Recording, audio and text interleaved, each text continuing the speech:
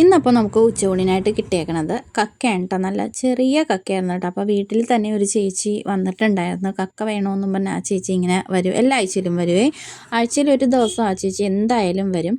അപ്പം ഞാനോർത്ത് ഇതേവരെ ആ ചേച്ചിനോട് മേടിച്ചിട്ടില്ല, എന്തായാലും ഇന്നൊന്ന് മേടിച്ച് നോക്കാമെന്ന് കരുതി മേടിച്ചതാണ്. അപ്പം തീരെ പൊടിയായത് കാരണം എനിക്ക് മടിയായിരുന്നു. അപ്പോൾ ആ ചേച്ചി പറഞ്ഞു, മോളെ ഇതിലധികം മണ്ണൊന്നും ഉണ്ടാവില്ല, വെച്ച് നോക്ക്, വെച്ചിട്ട് പറഞ്ഞാൽ മതി, ഞാൻ എല്ലാ ആഴ്ചയിലും പോണതല്ലേ എന്നും പറഞ്ഞ് അങ്ങനെ ഞാൻ കക്ക മേടിച്ചിട്ട്, ചെറിയ കക്കയാണ് മേടിച്ചത്. അതിന് നന്നായിട്ട് കഴുകി വൃത്തിയാക്കി എടുത്തിട്ടുണ്ട്. അതിലോട്ട് ഒരിത്തിരി മഞ്ഞൾപ്പൊടി, ഉപ്പും ഒരു പച്ചമുളകും ഇട്ടൊന്ന് വേവിക്കാനായിട്ട് വെച്ചിട്ടുണ്ട്. ആ സമയത്ത് നമുക്ക് ഈ കക്ക ഇറച്ചി വയറ്റിന് പിടിക്കാതെ വരും. അപ്പോൾ അത് അങ്ങനെ വരാതിരിക്കാൻ വേണ്ടി നമ്മൾ ഈ ഇഞ്ചിയും വെളുത്തുള്ളിയൊക്കെ ചതക്കൂല, അതിൻ്റെ ഒപ്പം ഒരിത്തിരി കടുകൂടി ഇട്ടൊന്ന് ചതച്ചെടുത്തിട്ടുണ്ടെങ്കിൽ ഇങ്ങനത്തെ പ്രശ്നങ്ങളോ ഗ്യാസിൻ്റെ പ്രശ്നങ്ങളോ ഒന്നും ഉണ്ടാകില്ല. അപ്പോൾ അത് ഞാൻ മിക്സിയിലിട്ട് ചതച്ചെടുത്തിട്ടുണ്ട്.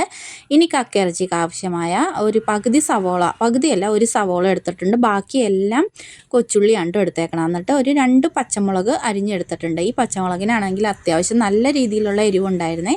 അപ്പോൾ കറിക്ക് വേണ്ട സാധനങ്ങളൊക്കെ ഞാൻ അരിഞ്ഞ് റെഡിയാക്കി വെച്ചിട്ടുണ്ട്. അപ്പം അതൊരു കക്ക റോസ്റ്റ് പോലെ ഉണ്ടാക്കിയെടുക്കാമെന്നാണ് വിചാരിച്ചേക്കണത്. ഇനി കുറച്ച് കറിവേപ്പില കൂടി ഇട്ട് കൊടുത്തിട്ടുണ്ട് കേട്ടോ. അപ്പോൾ കക്ക ഇറച്ചിക്ക് ഞാനിത് ആദ്യമായിട്ടാണ് തേങ്ങാക്കൊത്തിട്ട് ഒന്ന് ഒലത്തിയെടുക്കാമെന്ന് വിചാരിക്കണത്. പിന്നെ ചാറായിട്ട് തക്കാളി ചാറുണ്ടല്ലോ, അത് വെക്കാമെന്ന് കരുതി. തക്കാളിയും ചെമ്മീനും കൂടി ചാറ് വെക്കും. പക്ഷേ എൻ്റെ കയ്യിൽ ചെമ്മീനില്ലാത്തത് കാരണം തക്കാളി മാത്രം ഇട്ടാണ് ചാറ് വെക്കുന്നത്. തക്കാളി വേവിക്കാനായിട്ട് അടുപ്പിലോട്ട് വെച്ചിട്ടുണ്ട്. കുറച്ച് വെള്ളം കൂടി ഒഴിച്ചാണ് വെച്ചേക്കണത്. ആ നേരം കൊണ്ട് നമ്മുടെ കക്ക ഇറച്ചിയൊക്കെ നന്നായിട്ട് വെന്ത് കിട്ടിയിട്ടുണ്ട്. അധികം വെള്ളമില്ല, കുറച്ച് ഞാൻ പറ്റിച്ചാണ് എടുത്തേക്കണത്. ഇനിയൊരു ചട്ടി വെച്ച് കടുക് പൊട്ടിച്ചിട്ടുണ്ട്. കടുക് നമ്മൾ ചതച്ച് കൊടുത്തിട്ടുണ്ട്, കുറച്ച് എണ്ണയിൽ പൊട്ടിച്ചിട്ടും ഉണ്ട് കേട്ടോ.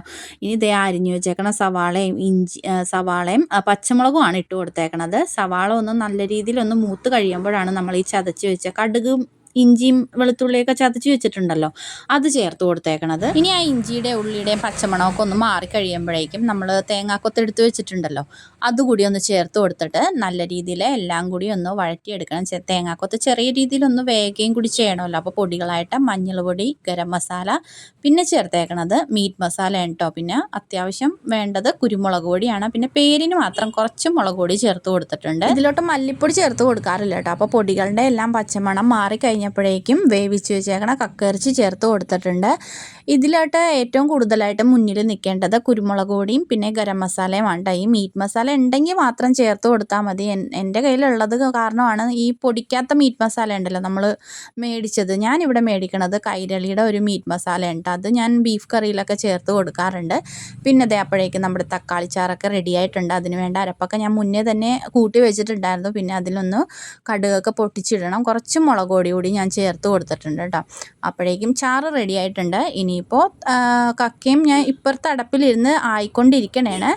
ഈ കക്ക ഇറച്ചിയിൽ ഈ തേങ്ങാക്കൊത്ത് ഇട്ട് വെക്കണത് ഞാൻ ആദ്യമായിട്ടാണ് കേട്ടോ. പക്ഷേ നല്ല ടേസ്റ്റ് ഉണ്ടായിരുന്നു. സാധാരണ ഞാൻ ചെമ്മീനിൽ മാത്രമേ തേങ്ങാക്കൊത്ത് ചേർക്കാറുണ്ടായിരുന്നുള്ളൂ. കക്ക ഇറച്ചിയിൽ ആദ്യമായിട്ടാണ് ചേർത്തത്. അപ്പോൾ കുറച്ച് ലാസ്റ്റ് ഇറക്കാൻ നേരമായപ്പോൾ കുറച്ച് കറിവേപ്പിലയും കൂടി ഇട്ട് കൊടുത്തിട്ടുണ്ട്. അപ്പോൾ ഇതൊന്ന് ട്രൈ ചെയ്യാത്തവരുണ്ടെങ്കിൽ ഒന്ന് ട്രൈ ചെയ്ത് നോക്കണമല്ലോ കേട്ടോ. നല്ല ടേസ്റ്റാണ്. പിന്നെ എൻ്റെ ചാനൽ കൂടി ഒന്ന് സബ്സ്ക്രൈബ് ചെയ്യണം, സപ്പോർട്ട് ചെയ്യണം. എന്തെങ്കിലും രീതിയിലുള്ള കമൻസും കാര്യങ്ങളൊക്കെ ഉണ്ടെങ്കിൽ നിങ്ങൾ കമൻറ്റ് ബോക്സ് വഴി അറിയിക്കാനും